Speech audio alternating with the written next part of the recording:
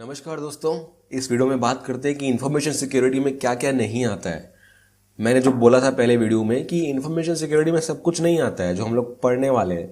क्या क्या नहीं आता है वहां पे। सबसे पहला टर्म है साइबर वॉरफेयर।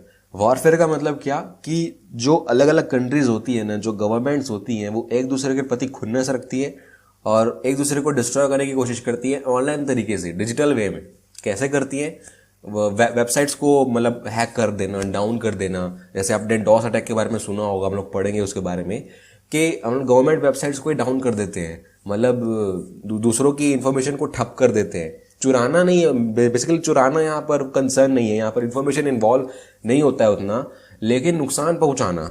हम मतलब अटैक कर रहे हैं, जैसे वर्ल्ड वॉर होता है ना, आगे बोलते हैं हम लोग कि वर्ल्ड वॉर 3 जो होगा वो साइबर वॉर होगा। मतलब ऑनलाइन तरीके से वॉर करेंगे एक दूसरे पे, हम लोग एक दूसरे के सिस्टम्स को ठप कर देंगे, डिस्ट्रॉय कर देंगे।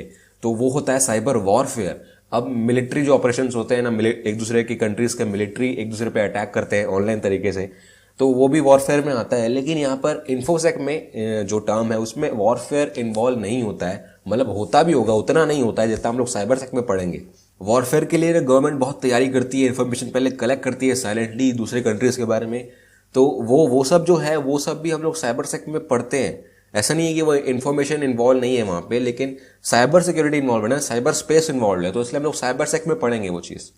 और तीसरी जो इंपॉर्टेंट चीज़ है कि नेगेटिव इम्पैक्ट्स ऑफ पीपल।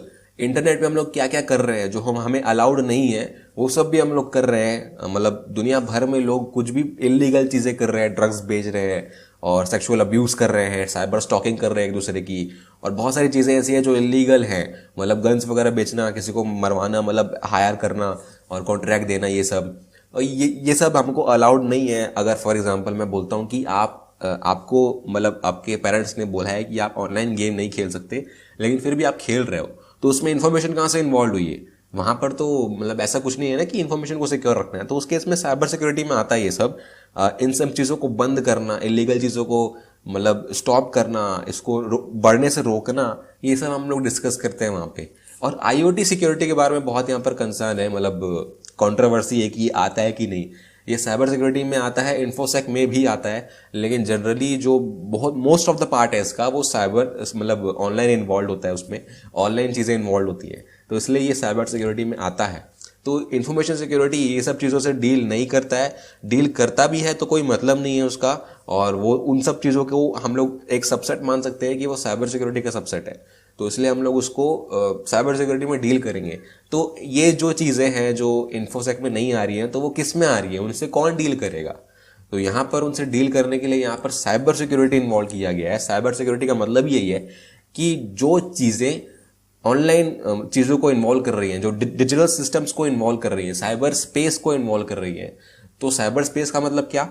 जो भी चीज़ हमारी ऑनलाइन कनेक्टेड है ना, पूरी दुनिया भर में इंटरनेट है, जो पूरा इंटरनेट है, वो सब साइबर स्पेस में आता है। जो सारे नेटवर्क्स हैं, सारी वायर्स बिछाई गई है, सारे मतलब राउटर्स वगैरह लगाए गए हैं, आपके जो कंप्यूटर सिस्टम्स हैं, आपका जो मोबाइल फ़ोन है, जो भी एक्सेसिबल हो सकता है ऑनलाइन, मतलब एक नेटवर्क के थ्रू, वो पूरा साइबर स्पेस है। बहुत बड़ा साइबर स्पेस है, हम लोग ने पूरा देखा भी नहीं अभी, और कोई ओन नहीं करता है उसको, कोई एक पार्टी ओन नहीं करती है। तो साइबर स्पेस का protection against cyber threats and cyber space vulnerabilities, तो सब कुछ साइबर है यहाँ पर कुछ भी चीज़ इन्वॉल्व नहीं हो रही है फिजिकल फॉर्म में।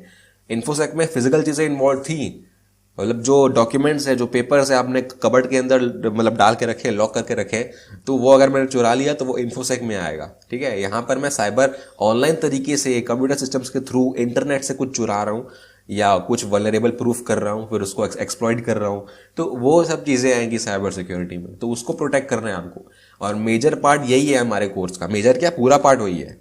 तो any threats to information via cyber space, यहाँ पर एक बात याद रखने की ये है कि साइबर स्पेस के थ्रू जो इन्फॉर्मेशन हम लोग स्टील करेंगे, या इन्फॉर्मेशन का जो थ्रेट है साइबर स्पेस के थ्रू, उसके बारे में बात कर रहे हैं यहाँ पे। अब थ्रू मतलब जैसे आपका जो कंप्यूटर है, अब आपका कंप्यूटर तो मैं कॉम्प्रोमाइज कर रहा हूँ, किस चीज़ के लिए कर रहा हूँ? आपके कंप्यूटर में जो इन्फॉर्मेशन स्टोर्ड है उस चीज़ के लिए कर रहा हूँ ना। मेरे को इन्फॉर्मेशन चाहिए आपकी जो आपने डिजिटल फॉर्म में स्टोर की हुई है, तो वो मैं साइबर स्पेस के थ्रू कर रहा हूँ, इंटरनेट के थ्रू कर रहा हूँ।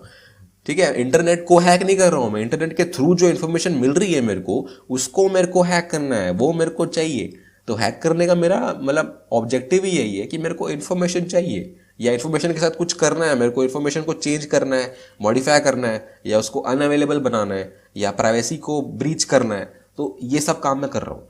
अब मैंने जो बताया था वहां पे deals with deliberate acts, deliberate threats जो थे, जो जानबूझ के किए जा रहे थे, तो यहाँ पर वही सारे इन्वॉल्व होते हैं साइबर सिक्योरिटी में, कि हम लोग मतलब जानबूझ के हैक करते हैं, तो उससे बचना है। अब ये चीज मैंने पहले बताई है कि फिजिकल और पर्सनल सिक्योरिटी पे ये डिपेंड नहीं होता है। पर्सनल होता है यार, काफी हद तक पर्सनल भी होता है, लेकिन मेन कंसर्न उनका उसका पर्सनल नहीं है। बहुत सारी पार्टीज एक साथ इन्वॉल्व होती हैं साइबर सिक्योरिटी में, ऑर्गेनाइजेशंस इन्वॉल्व होती हैं, कंपनीज इन्वॉल्व होती हैं। आप प्राइवेसी यहाँ पर टर्म यूज नहीं करोगे, आप कॉन्फिडेंशियलिटी यूज करोगे, ठीक है। दोनों में डिफरेंस है, आगे चल के बात करेंगे।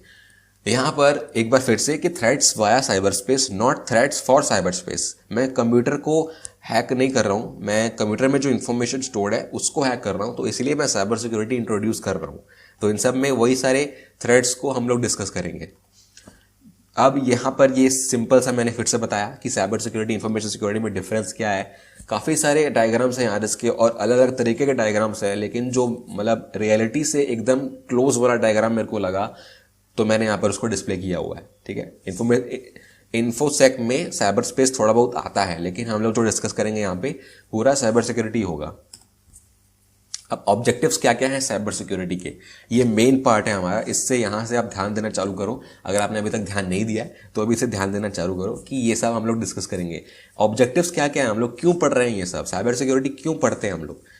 तो डेटा को प्रोटेक्ट करने के लिए पढ़ते हैं, मतलब वो जाहिर सी बात है, लेकिन डेटा की क्या क्या चीजें हैं, डेटा की क्या क्या प्रॉपर्टीज है जो हमको इंटैक्ट रखनी है, जो हमको इंश्योर करनी है, जो हमको मतलब विश्वास दिलाना है कि हाँ डेटा हम लोग सिक्योर रख रहे हैं। सिक्योरिटी का मतलब क्या होता है, तो सबसे पहला जो टर्म है वो कॉन्फिडेंशियलिटी। कॉन्फिडेंशियलिटी का मतलब क्या, अब यहां पर मैं चाहता हूं कि जो मेरी इंफॉर्मेशन है वो सामने वाली पार्टी को ही मिले, किसी और पार्टी को ना मिले, जो हम लोग थर्ड पार्टी बोलते हैं। तो मेरी ये पॉलिसी है कि मेरे को इन्फॉर्मेशन सिर्फ एक ही इंसान को देनी है ना, किसी और को नहीं मिलनी चाहिए। तो किसी और को अगर मेरे को नहीं देना है, मैं मतलब कान में बोलता हूं उसको, तो किसी और को सुनाई नहीं देता, तो ये कॉन्फिडेंशियलिटी होती है। अब कॉन्फिडेंशियलिटी और प्राइवेसी में बहुत लोग कंफ्यूज होते हैं कि दोनों में डिफरेंस क्या है। यार देखो, प्राइवेसी पर्सनल चीज है, और कॉन्फिडेंशियलिटी बहुत सारी पार्टीज को इन्वॉल्व करती है। कॉन्फिडेंशियलिटी बहुत ब्रॉड टर्म है, उसको आप ऑर्गेनाइजेशन पॉइंट ऑफ व्यू से देखोगे कि कंपनीज की डेटा या ऑर्गेनाइजेशन की डेटा या बहुत सारी पार्टीज इन्वॉल्व हो रही हैं, कम्युनिटी के जो डेटा है उसकी कॉन्फिडेंशियलिटी होती है, वो कॉन्फिडेंशियल होती है। लेकिन प्राइवेसी पर्सनल होती है, आपकी खुद की, आपका जो खुद का फोन नंबर है या आपका खुद का जो चैट है, जो आप खुद कर रहे हो पर्सनली, तो वो प्राइवेसी है। लेकिन बहुत सारी चीजें इन्वॉल्व है, बहुत सारे लोग इन्वॉल्व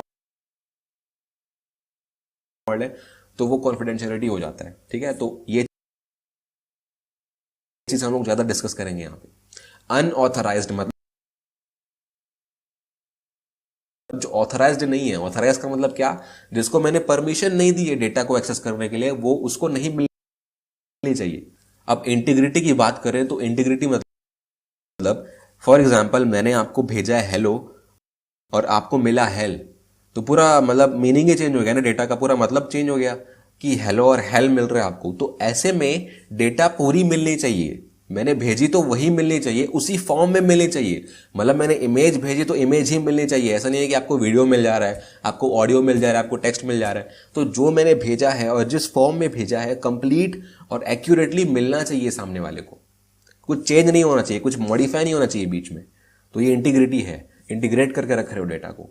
तीसरी है अवेलेबिलिटी, मतलब डेटा जब मेरे को चाहिए तब मिलनी चाहिए ना, मतलब एक्चुअल में मिलनी चाहिए। मतलब मैं भेज रहा हूं और सामने वाले को मिल ही नहीं रही है, तो मेरा तो मतलब पूरा वेन में चला गया ना, मेरे को डेटा तो भेजनी है ना, मिल नहीं रही है, क्या करूंगा मैं।